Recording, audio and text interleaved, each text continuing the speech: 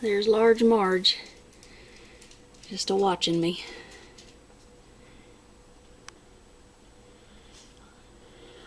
Isn't she awesome?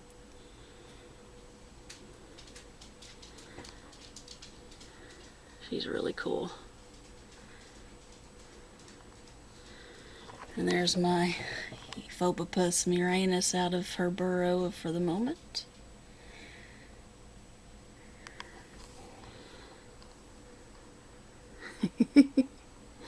She's so big.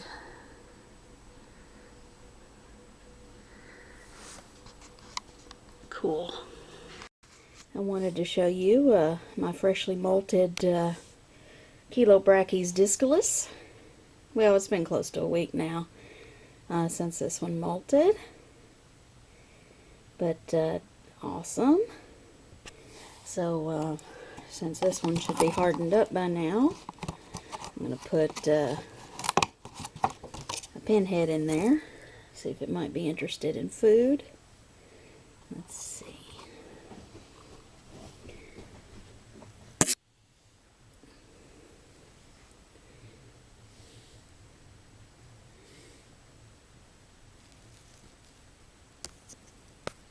Oh, and that's why I hate crickets.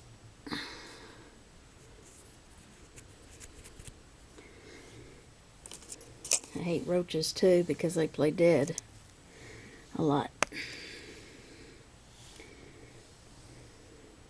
At least the dubias do. I don't know about the others. But I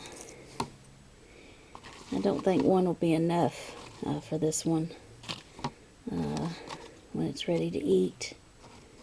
I think it's just kind of spooked right now. But if you look at the tea in just the right light, it almost looks like that there is a little bit of a blue color starting to show, but you really have to look at it in the right light. Well, there's a better look. Awesome. Right now it's just kind of more of a gray color, as you can see. Really cool tea. Obviously spooked by the camera and the light, so we'll just let this one be. Just want to give you an update. Alright, let's see how my other teas are doing. Here's the lair of my Cerigopagopus paganus, the Thai tiger, and as you can see, this one has indeed enjoyed living in its skull.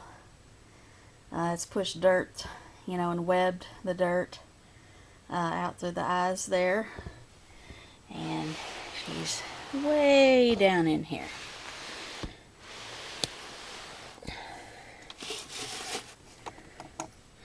Seeing her will be a challenge because these are notorious for being pet holes. Let's see if I can... Well, I don't think we're going to really see her. She's way down in there. So I'm going to drop a worm in there, and maybe she'll eat. We'll see.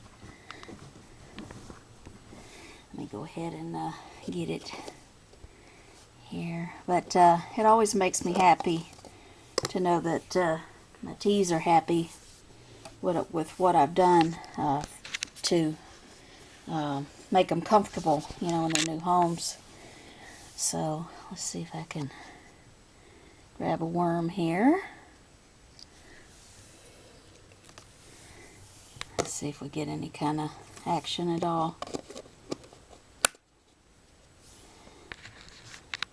Last I looked, the tea was kind of buried under the eyes, at the very front of the skull. So maybe we'll get lucky and see her come out, but I'm not so sure.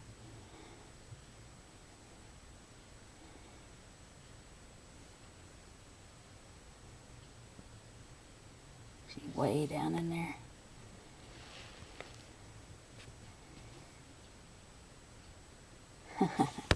Well, unfortunately, it doesn't look like we're going to get any action.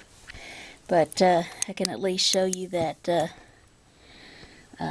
she's definitely made herself at home here. So, we'll let her go and let's check on some others. Here is the Ephobopus udaman, settling in well in her new home as well. She does seem to really like this cave here because I see her under there quite a bit. But she also comes out in the open. So I'm going to feed her as well and see if she's interested in food. I think actually I'll give her some crickets. Oh yeah, there you go. She was ready. Isn't she gorgeous? Oh yeah. Tell you what, I'll get you another one. Who knows when you ate last? I don't know. I don't know when you would have eaten last. Let's see.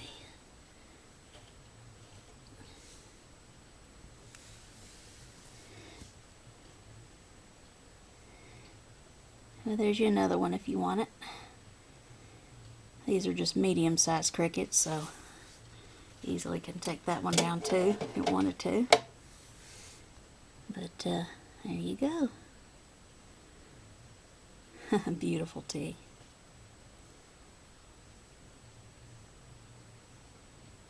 Alright, we'll let her go and let's check on the avic. And here's the aviculary urticans. Has been also settling in. However, this one hasn't made too many webs yet. A little bit. Let's see. Is that web or is that mold?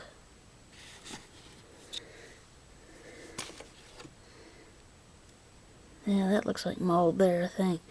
I think I'm going to have to get that off. But anyway, hasn't really made a lot of webs yet. So hasn't completely settled in yet. I'm going to have to look in. I think this is mold. Yeah, I'm going to have to get rid of that. But anyway, the urticans is doing really well.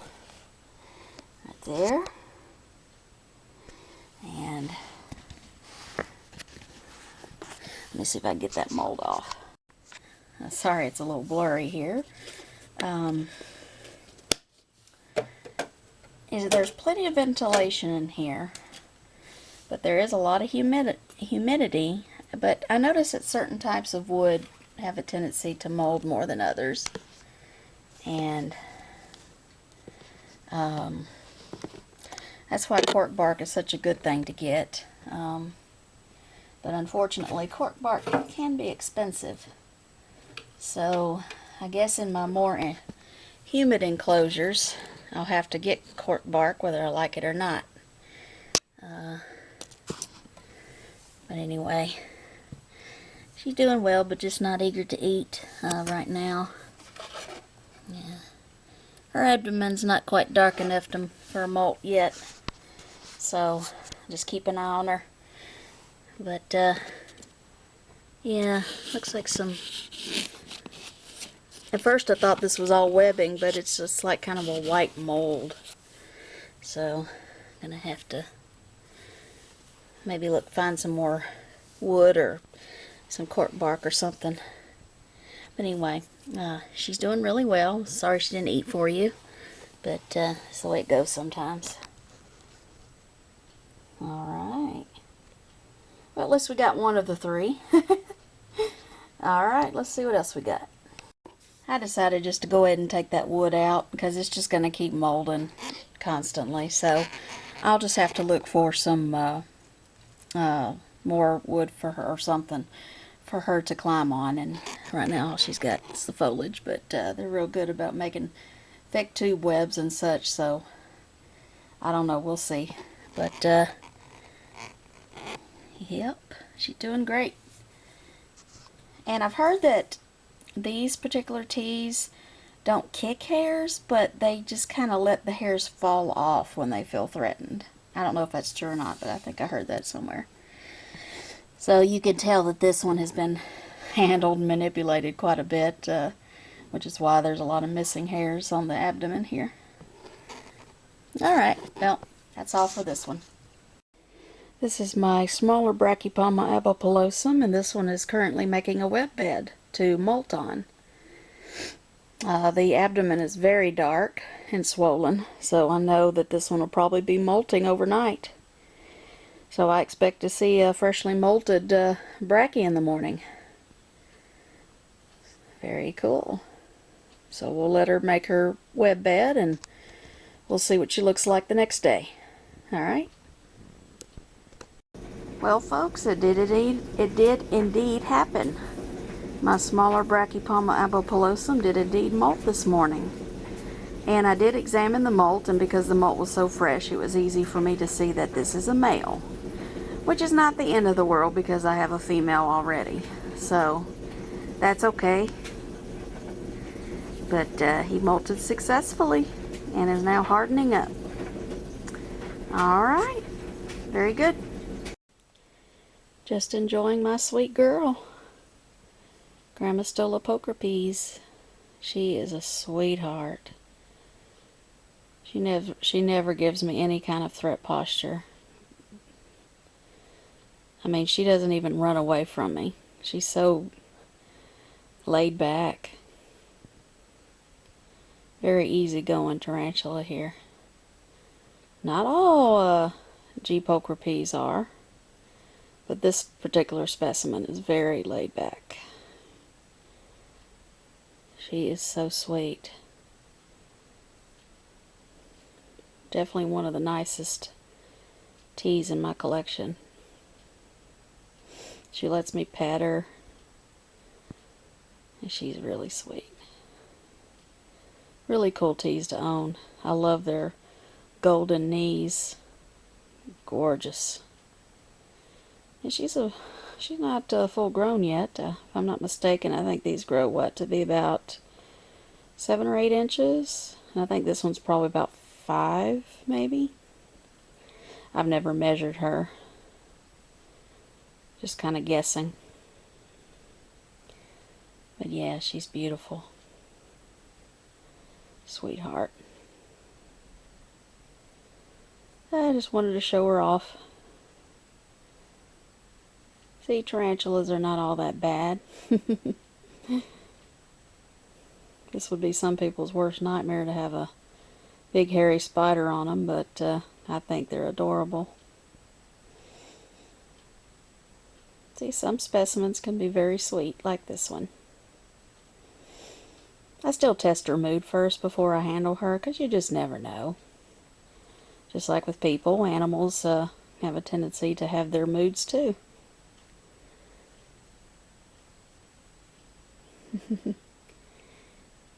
Yeah, she's beautiful. She's a looker, isn't she?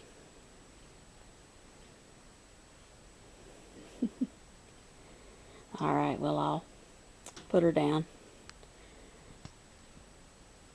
Just wanted to share. Now, normally this girl is sweet. This is my Brachypalma abopilosum, and she molted not too long ago. I've noticed that a lot of times when tarantulas molt, their personalities change. So, you know, that's another reason why it's very important to always test their mood first before you handle any of your teas. This one, in fact, did strike the tongs, and this one normally doesn't strike. So, yeah. So, won't be handling her today.